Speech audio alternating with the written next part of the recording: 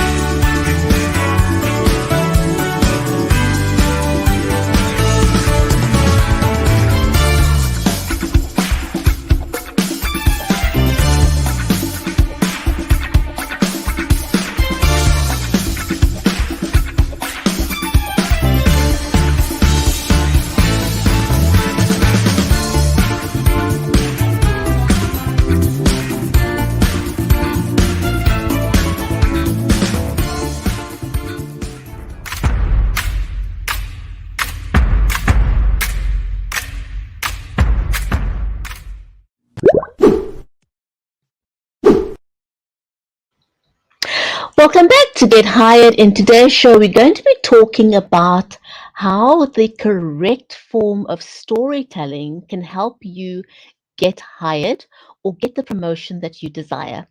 Welcome to Get Hired. My name is Bridgetti Lim Banda from Cape Town in South Africa, and I will shortly introduce you to my amazing co-host for today, Teresa Dukes. Now, if you missed the very first episode of Get Hired, you will have noticed that we talked a lot about the things that you can use in your interview so that you can get hired, because a lot of interviews today are still being conducted online. And the reason for that is, thanks to the pandemic, it's opened up brand new opportunities for many of us.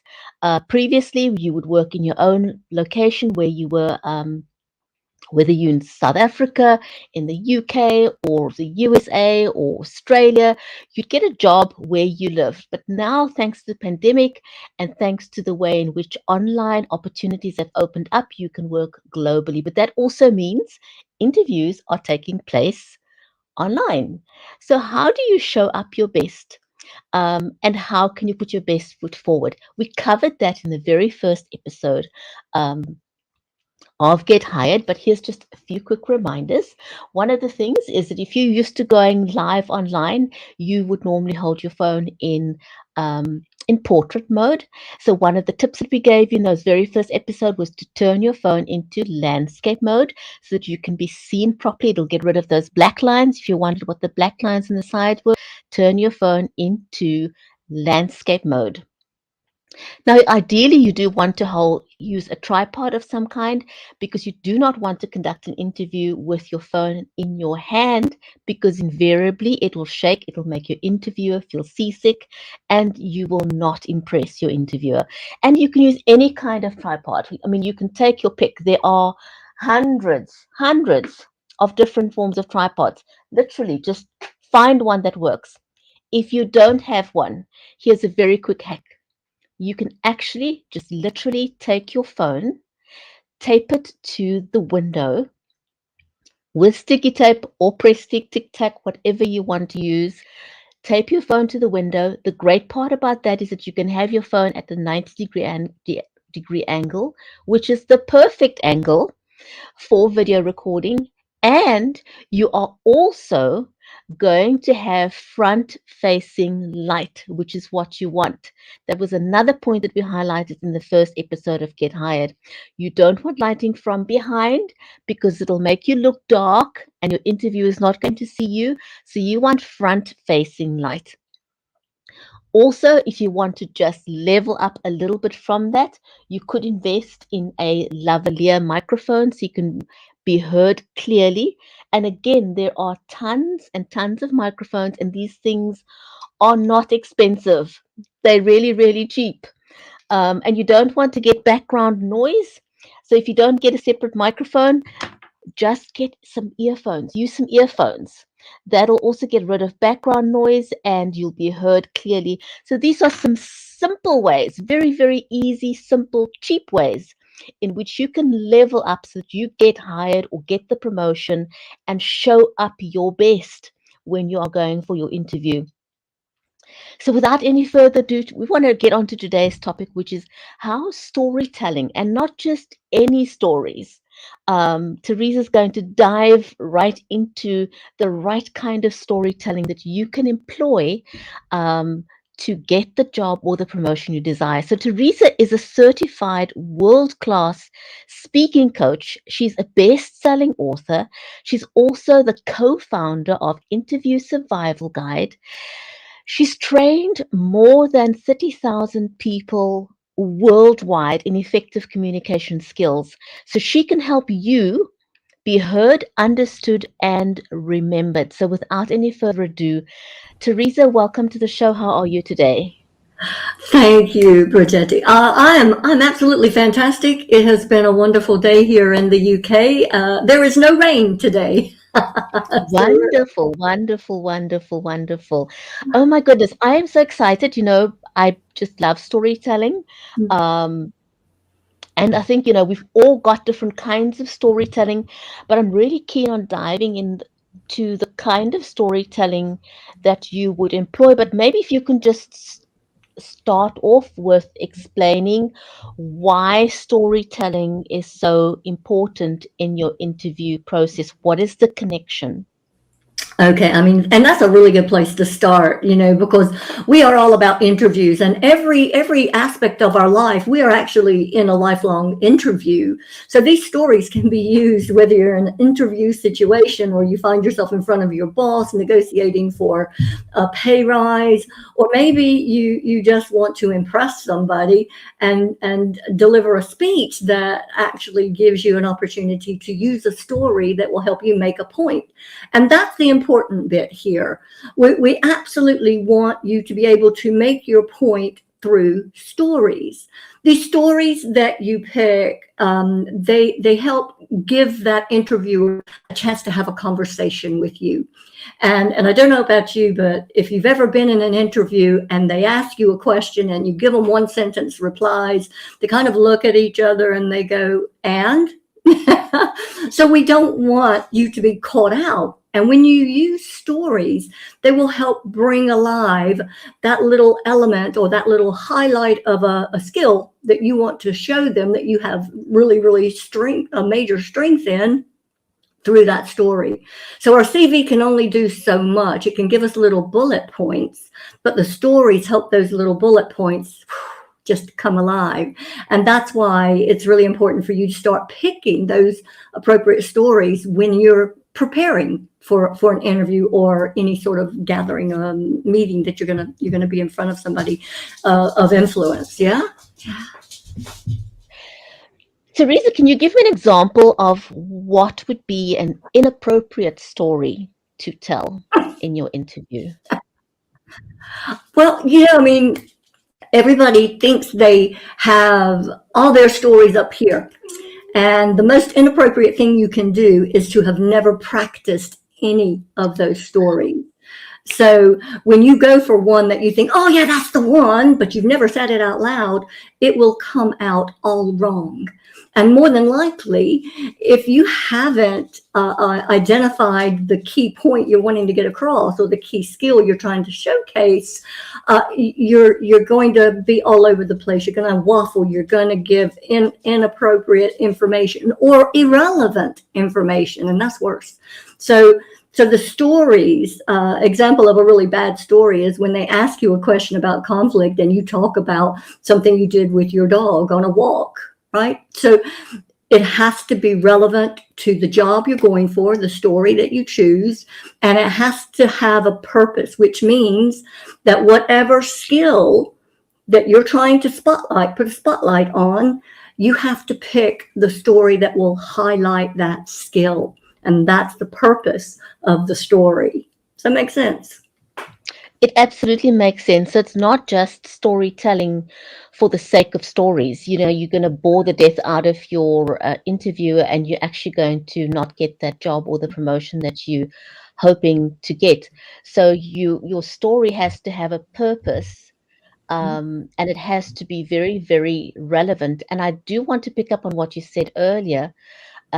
Practice, practice, practice, practice. You can't have enough practice because you want to perfect that story. I was talking to somebody yesterday, an author who's also a publisher, and she was saying how, you know, some stories have an emotional effect on us, but the more we tell the story, the more that emotional we can distance ourselves from the emotion because we've told the story so many times.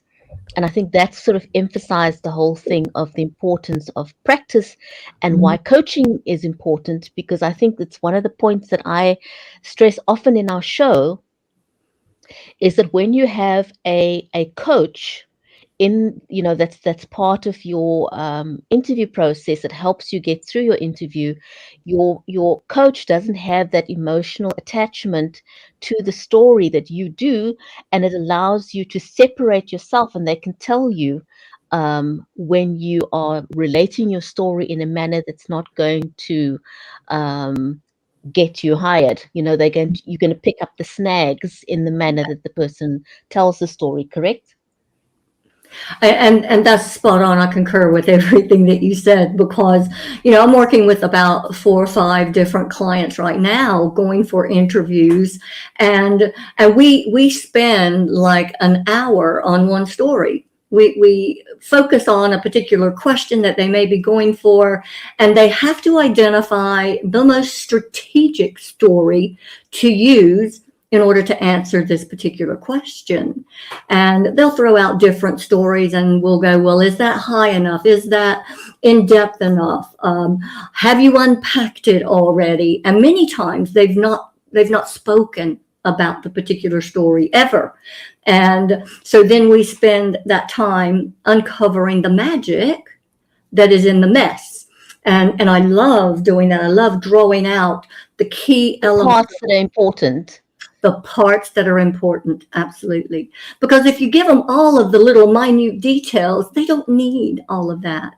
They need to know, what is it that you want them to take away from that story? What is that skill that you're putting the spotlight on? And that's where a lot of people forget, well, I've got this great story, and I had a good time doing it, and we solved this wonderful problem, but they never identify the skill that they're trying to get across. And when we look at any person going for an interview, they have a job description that is in front of them, and it lists all the competencies that organization is looking for them to have. So if you haven't looked at that job description with the essential requirements, and those are the competencies they're looking for, and then found a story in your own CV that could match that competency, then you are not prepared enough to be able to go for that interview. You absolutely need to match up your competencies with their competencies, your strengths with their competencies. And my advice to every single person I work with is to make sure if they've got 5 competencies listed, then you need to have 3 stories for each one, because they're going to ask you more and more questions surrounding that particular area. And they want to know that you have more than just one little story you're telling for all of them. And if you do that, they're going, well, you don't have very much experience, do you? We might just is it the circular bin number 13? Yeah. Put them in that filing cabinet. Absolutely. Yeah. You've got to be very concise Yes. about your story, Mhm. and tell it in a manner that's believable and relatable Mm. to and relevant to the interview. I just want to give a big shout out to our audience over on Facebook, on LinkedIn, on YouTube, on Amazon Live, on Twitter, on Twitch. Great to have you guys. A very warm welcome to all of you. So lovely to have you in the audience. Totally appreciative of that. So where does one go and find stories that are relevant, Teresa? How would you know from where to harvest these stories? And that's a really great question because so many people just think that they need to look at their existing place of employment for examples or their achievements. And I always say to people, of course, that's the great starting point. Your existing job, the existing role that you're in, absolutely. Go and look at the things you have achieved, the successes that have happened, the accomplishments that you've been recognized for, because they will be highlighting a particular skill that you've brought to the table.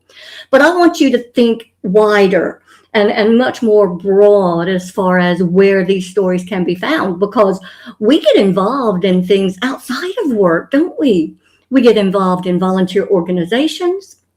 You may be on a community board that is looking out for the safety of your particular neighborhood, or you may be doing, a little league team where you're coaching youngsters in football or karate or whatever it is, and those areas of your life actually can bring even more stories that will highlight different skills that you're using outside that are transferable.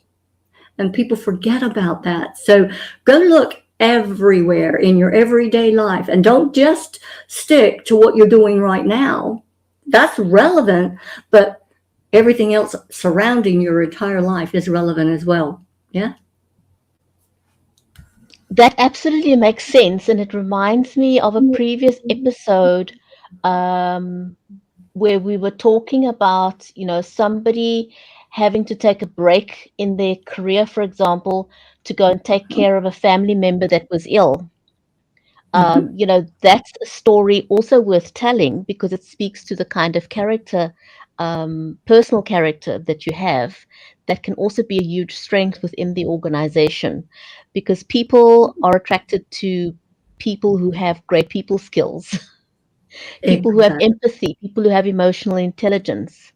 So, I mean, to me, that's a great example of emotional intelligence when you know that, it's more important to spend time with a loved one who is dying than to be at your job at that time. Yeah. And that explains why you had a break in your employment. So that's a story worth telling. Um, And that's and a really something big that you may question. forget, but, having a coach will bring that out for you. Mm. And that's exactly what happened with this individual. They hadn't unpacked that story, and they were seeing it as a weakness, but in fact, it was an actual strength because Mm. it showed their ability to take some time out and take care of that loved one, and it also showed that the company were accepting of that situation. And if they weren't, then you don't want to be in that job anyway, right? Because that's a time of our life where, when we're helping a loved one find their way into the next world, we need support all around us, our job, our family, our friends, everything. So if you're in a position in a job that doesn't support that type of experience, then you need to be looking for somewhere else to go. That's my opinion. Okay. But the wonderful thing about these stories is once you do unpack them either with yourself or friends or with a coach, and the coach actually kind of helps draw out the magic from it, you can focus on the key elements that are the most important, and it can be flipped, I guess you could say. If you're viewing it as a negative, you can flip it to view it as a positive. And that's what the hiring manager is looking for. They want to know how can you deal with a situation that may be complicated, but you have managed to deal with it in an effective manner, because that skill is really valuable in the role that you may be going for. And again, I continuously want to stress the value of investing in yourself um, by hiring a coach, is because sometimes you see your story from just one perspective, and your perspective generally is a clouded one, and so it may be more difficult for you to find the silver lining in that particular experience, but your coach will be able to extrapolate the gem from there and say to you, yes, it's negative, but this is how we can switch it and make it into something positive, even if it was a really, really bad experience. Exactly. And I was working with somebody this morning, and they said, well, I had this experience. They had a bad day. They'd had a bad day yesterday. And I said, okay, well, let's start our coaching session with something positive. What do you appreciate about this week, right? And they came back with this really big project that they were able to work on at work to distract them from whatever was causing them to have a bad day, a bad week. And when they brought out this particular story, I'm listening to it as they deliver it, and it's about management crisis and maintaining mission critical systems, and it was a wonderful story that was really highlighting the ability to look at things with that strategic hat on, ensure that you have a plan in place to deal with anything that goes wrong, and that you communicate the situation immediately to all of your clients that are using that particular system, and not wait until the morning when everybody else just had problems overnight to tell them, oh, by the way, we were down last night. Yeah. So he really kind of brought a story to life that actually will serve him well when it comes to any sort of question that deals with crisis. Yeah. And it's just a throwaway comment. What did you do to, appreciate today? And it pulls out interesting things. I think that's a phenomenal example because, we live in a time now where hacking, for example, is a huge threat. It's a global threat, and it's happening to large organizations, small organizations. It can happen to any organization, and how do you deal with that? A lot of companies may not want to admit to the fact that they've been hacked, even though, there is an obligation to disclose when you've been hacked. But how you deal with that situation is going to be key. And then how you relate that situation to others is also going to be key. It's going to say a lot about your personality and who you are, in how you tell that story. So you've really, really, really got to have um, your ducks in a row Yeah. before you go public with something like that, because it can go very, very wrong. And I think that's an example of how really important storytelling is, and to know how you're going to say and what you're going to say in a manner that sounds believable. Because I think people forget that other people who hear what you're saying can pick that apart, and there are nuances that other people are going to pick up that you may not be aware of. Correct? And I just wanted to touch on that because you said sounds credible, or sounds believable. But when you are telling your story from your own experience, and we've developed it, and we've put it into the format that will allow you to bring out those key elements, it will be internalized, which means that it is totally believable, because you are talking from experience and from years of experience and knowledge dealing with that particular situation. So when you internalize your story, that means, again, we go back to the practice. You practice, say it out loud as many times as possible to somebody, to the trees, to the dogs, to whatever, to a video platform that allows you to listen back to it. So you can go, oh, I really messed up there because I really wanted to emphasize that this was the key point I was getting across. So you can go back and review it while you're still developing that story, so that it is here. I always say, get out of your head, get into your heart. Because once you get into your heart, the stories just come out. You can talk about them forever because you believe in what you're saying. And then that allows the interviewer to believe what you're saying as well. Absolutely. I love what you're saying. Get it out of your head and get it into your heart, because people can also people listen to the intonation in your voice. You know, Mm, the if your voice doesn't sound believable, people can tell by the tone in your voice whether you are spinning a story or not. And mm. so being able to to perfect your story is such a key point. But now there are also certain things that we need to avoid, or kind of stories that we need to avoid. Can we talk a little bit about what those are? You know, like what kind of stories would be the wrong ones? So, I always ask individuals, tell me about a time when you and your boss didn't get along. And whenever that question comes up, they automatically get defensive. They automatically change their tone. They automatically go, oh, they were horrible. We didn't get along. Everything was just doom and gloom.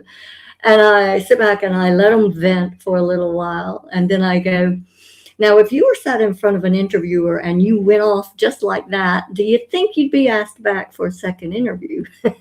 And they go, no, probably not. So we want to be very careful that, one, the story that we pick, we have unpacked. We have, like we've said with your previous interviewee, that you have had a chance to deal with the emotion that's wrapped around that story. Because if you have not, then you will come across defensive. You will feel like they're trying to throw you under the bus. And then, in fact, you throw the boss under the bus. And you definitely don't want to do that. Or But yourself at worst. or yourself, and that's exactly what you'll be doing if you approach it from an emotional point of view. Because you haven't unpacked that story, it will not get you an invite back. But the other type of stories that you basically want to try and avoid are ones that have no relevance to the job.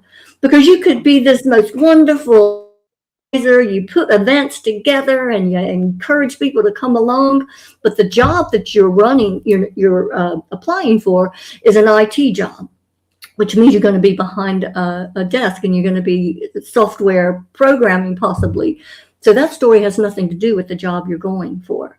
So that's why I really focus on people picking the relevant stories for the job you're going for, and not the ones you had fun doing. Yeah. I know, because sometimes you can get really excited about something, Mm-hmm. Mm-hmm. because it's your favorite event in your life, but it has no relevance to that job. And so, again, there's the value in having a coach that can talk you through your stories. And then I think something else we also mentioned before in one of the previous episodes was having um, not just one, two, but maybe a couple of stories, because you never know in which direction the interview is going to go. So ideally, what would you recommend is, I mean, is there kind of like, do you say you should have my 4, 5, 6 stories? What is your recommendation around stories? And do you actually teach people when to segue or how to segue into another story, depending on what the interviewer asks? Is that part of the sort of whole Yeah. preparation process? Yeah, I mean, it's one of the things that we love doing is getting people to start thinking about those relevant stories and to start building them in a bank of stories journal. So whether you decide you're going to write them down with a pen or you're going to type them and put them into a Word document, our advice is to start collecting them now. Have the example like on one side of the paper or the page, and then on the other side, have the skill that you're trying to highlight or spotlight associated with that particular story. And that story may apply to quite a few different categories. It may apply to leadership or analyticals or maybe teamwork. And you can put those different categories there against each of the different stories. But for every category, and this takes us all the way back to our job description, you have those requirements already built in there. So when you are building that bank of stories journal, then you need to look at those competencies. And if there's 5 there, each one should get 3 stories, 3 different stories. Yeah. So 3 leadership stories, 3 team building stories, 3 analytical stories, 3 communication stories, 3 interpersonal interaction type, critical conflict. Yeah. Every competency, you need to have at least 3 stories. And if I wanted to push you a little bit harder, I would say 5. And the beauty about having more than one story for each of those categories is there is a high percentage likelihood that they're going to ask you more than one question on leadership. So you better have more than one example to use. And if you get double-barreled questions, because that happens so many times, they go, well, tell me about a time when you faced conflict, and then tell me what did you do to overcome that and make it more positive, right? And you get those, it's like, oh my God, and it's picking the story that will give you that first answer, and then maybe segue into a second story that helps position that strength even more effectively. So you can segue with 2 stories, or you can continue on the path of just the one that really focuses specifically on what they're looking for in the position that you're going for. So start that bank of stories. It's what I would say to everybody. Start collecting your stories and start putting the categories against them. And then we can get on to the Star Plus, and that's where you flesh it out.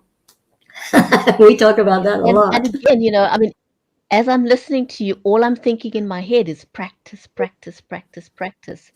And, see how those stories will cement a possible offer for you. It can either sort of be the cement that gets you the job, or it can make all the bricks come apart, depending on how you tell that story, or if you tell it incorrectly or use it in an incorrect instance. And again, there's so much value in having a coach and just to guide you through all this quagmire of instances that you can have where you can possibly go wrong with incorrect storytelling. And Aletta and I always talk about you can never be too prepared.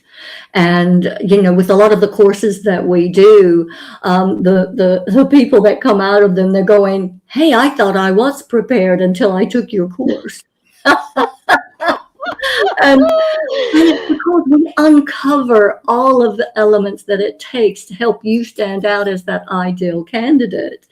And we were talking earlier, you and I, about an on-demand course that Aletta and I are launching. I was actually going to ask you about that. So because we're just about sort of heading towards the end of the show now. So if you could maybe just explain to people what that is all about and how they could benefit from that, that'll be great. Yeah, we've had a lot of people that we've worked with that came to us and were able to fit into our schedule, because we would run a 6 weeks long course where you would come onto a 2 hour call once a week, and then we would give you assignments and you would do them, and you come back the next week and we would carry on with the next theory. But so many people were saying, I can't make a Tuesday, I can't make a Thursday. So they wanted more flexibility. They wanted to do it in their own time. They wanted to be able to work at their own pace. And so we listened and we answered them. And we have launched just this past month the Interview Mastery on Demand course, which is an online course. They can go in, do each of the 6 modules in their own time. Every module has about 5 to 7 lessons within it. So it works you through the theory of the different elements, the power of stories, how to answer difficult questions, how to sell your assets, how to interview the interviewer, all these things that we've been talking about on our particular live streamings here, but put into one little package that they can go in and actually purchase and work on their own. It's on our website, which is www.interviewsurvivalguide.com /interview mastery on demand. And I don't know if you can put that in the comments or whatever, but we're offering a really special price if you go on today and purchase it. It normally goes for £450 for this access. But if you put in the code on demand today, you will be able to get it for £315. And that's a 30% discount just for being on this call with us today. So I think that's it's an excellent program. It's taken everything that we've done with our online students and have given it to them to where you can have access to this material forever. Once you buy it, it's yours to use. There we Well, go. that's an excellent, excellent opportunity. So thanks for mentioning that to the audience today. So if you're watching us live today, there's a great opportunity for you to get on-demand coaching.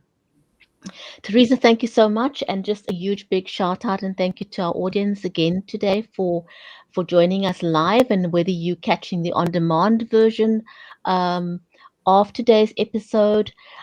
Every single episode we've had of the Interview Survival Guide and teaching you how to get hired, the principles of what we share is evergreen. So whether you're watching this episode now, 6 months from now, 2 years from now, the information in here is evergreen. It's always going to help you to get the job or get the promotion that you desired. So again, once again, thank you to our live audience. Thank you to our on-demand audience. Teresa, thank you so much for the golden nuggets that we shared. And again, we talked about a special on-demand offer that's available. Go and check that out. It's only of great benefit to you. Thank you so much, everyone. It was amazing spending some time with you. And for now, we're going to say goodbye until we see you in the next episode of Get Hired with some more practical advice to help you get the job or the promotion that you desired. Stay safe, take care until next time, and goodbye for now.